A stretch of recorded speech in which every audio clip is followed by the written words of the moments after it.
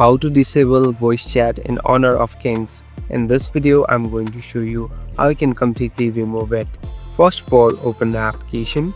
Now here on the right top, you can see the settings icon. Simply tap on settings. So here we are in the settings interface. Now on the left, simply tap on sound. Now slowly scroll down.